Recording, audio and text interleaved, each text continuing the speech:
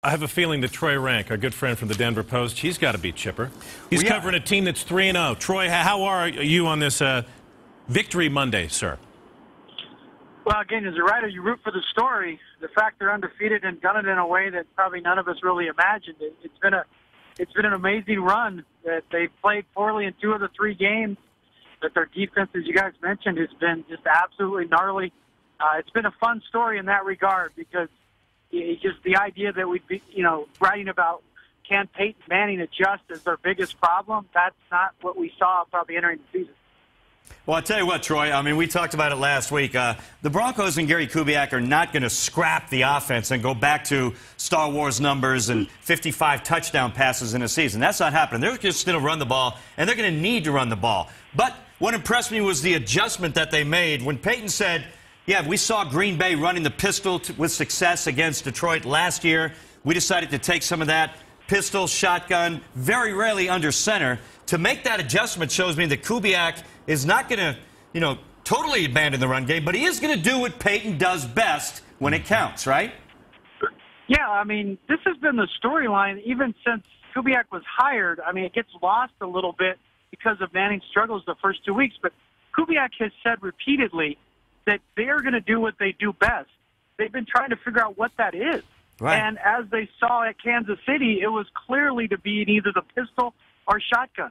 Kubiak is not going to sacrifice the season to prove a point. He is as humble a head coach as you'll ever meet. Exactly. He's about one thing, winning. And he realized, he got to the middle of that Kansas City game, and he turned to Peyton and said, you go do it. And in this, they had a long week of practice.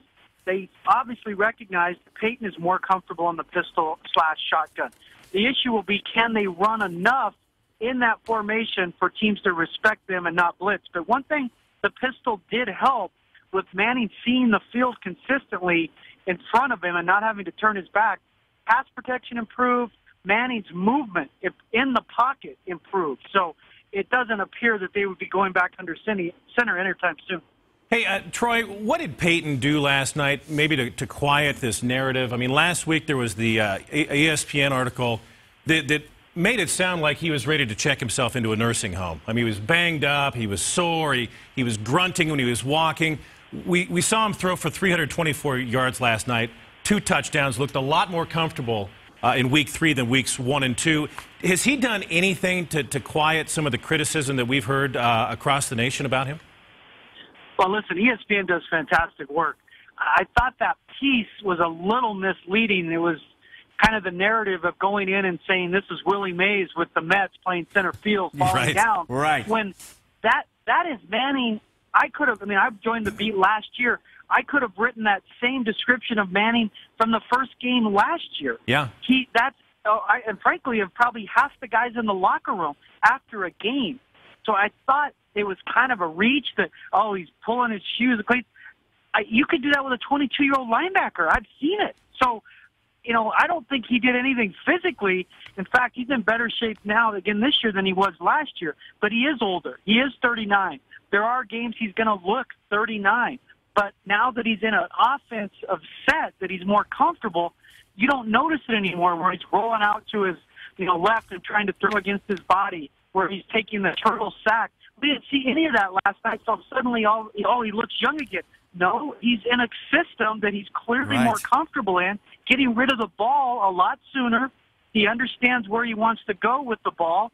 That is the issue. It's nothing physical. His arm strength has been an issue since he got drafted. The issue right now is Manning is now more comfortable. And so the key going forward is, can they keep him comfortable and still run enough to keep teams from blitzing him consistently? Well, I tell you what, Troy, I mean, you listen to Gary talk, and you mentioned it, humble and knows what he's doing. He says we're trying to get Peyton as comfortable as possible, and the definition of insanity is doing something over and over again, and it's not working. So I think they're going to make this thing work. Defensively, Troy, the defense won the first 2 games kind of outright. Now, the offense contributed last night. They scored when they had to, and Peyton was comfortable. But again, the turnovers come in at the right time.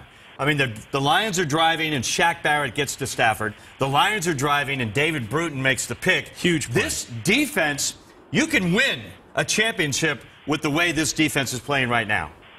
Yeah, Tom Jackson said yesterday on ESPN's morning show that this is a championship caliber defense, and I don't disagree. It absolutely is for a couple of reasons. One, they're getting after the quarterback. Two, they're getting takeaways consistently and have since the first snap against Russell Wilson in the preseason, where they've been getting after the quarterback. And the final thing is, this scheme fits the athleticism and attitude of this defense.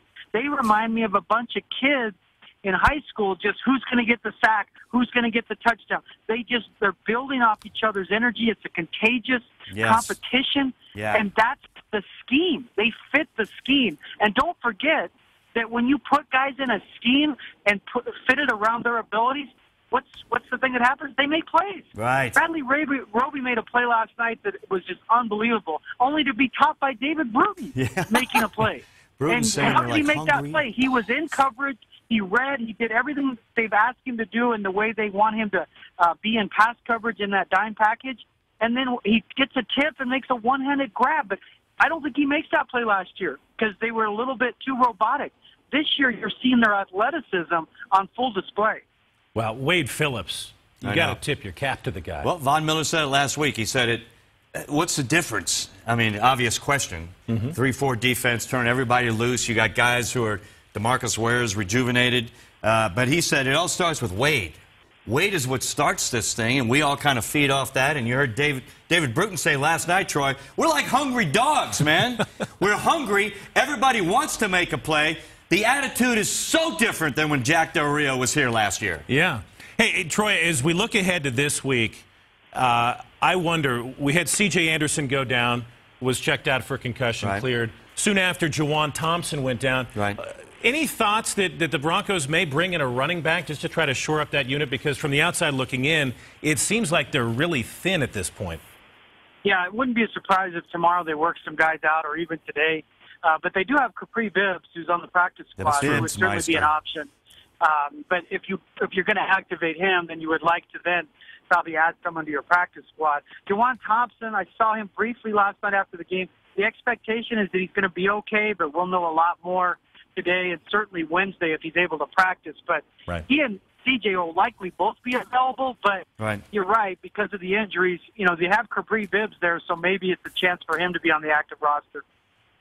All right, Troy, thanks so much, man. We know Gary Kubiak will have a press conference later today, update us on the injuries at 1 o'clock, so we'll follow you. Troy Renck at the Denver Post, the beat writer, sees all, knows all. Thanks for joining us, Troy. We'll talk to you later. Appreciate it. All right, guys, take care.